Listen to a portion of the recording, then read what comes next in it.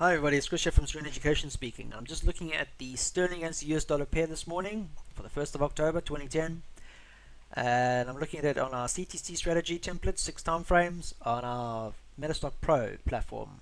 Okay, just going to bring up the daily time frame. You'll notice I put all our trend lines in already in support and resistance areas, and noticeably there's one right here. If you trade wicks, then you'll definitely see this one over here where over the past couple of days pair has failed to trade higher. So the start of the week we've seen some indecision candles, and this is where I was talking to a lot of our students this morning on our blog site at sereneeducation.co.uk/blog relating to this. None of them got caught out yesterday, and I think a lot of people would have been caught out by this candle here. If you're in it, then you'd still, if you're trading long term, and if you had got in on this one over here, then you'd still effectively still be in it, because your swing would be at the bottom of here. Your stop would be underneath these swings. Okay, if you're trading the daily, etc., long term, you've got to put your stops below the previous swing. This would have been classified as it's a big pullback, but you're still on an uptrend. So be aware that we could see a possible bounce here, but a lot of people here were trading intraday and got stopped out, going long, and to just pull back like this. But you should have made a note of it when you're looking at daily time frames. When you're looking at your analysis for the day, to be aware of it. 3 days of indecision means no upside movement in my case.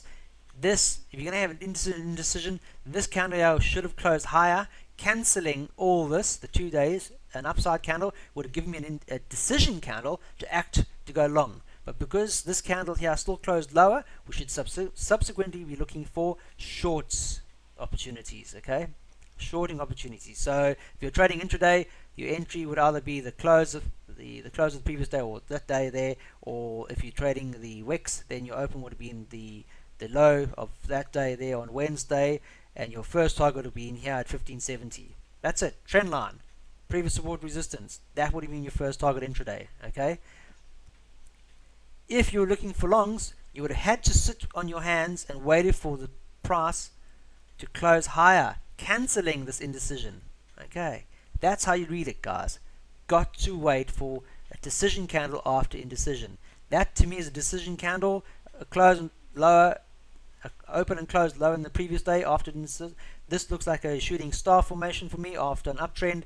My entry level would be in the close of the wick or the low of the wick, and my first target here being 1570. End of story. That's how you got to read it, guys. Okay.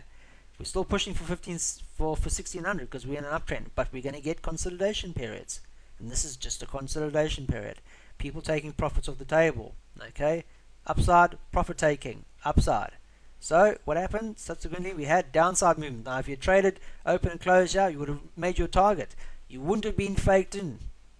Okay, if you'd taken your profits quickly, you would have made your money. You wouldn't have been caught in all this. Okay.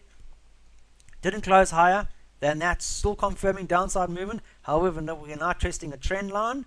So what could we see today is a potential bounce, and that's what we've seen this morning. Favorable news for sterling, the UK market, primarily because the euro market got nailed today. German figures, sales month-on-month figures were low, and chief figures, retail year-on-year, were also negative. So this has helped the pound a bit, pretty much piggybacking off bad news from their counterparts across the lake. But this could be just a consolidation because we're testing a trend line. People could be seeing this as a potential entry level to go long again because it's testing a support. Just remember, we're still trading above all the moving averages here on a daily, so we should see some upside movement. And just remember though that on a 50-minute we're still trading below the 200 period moving average though.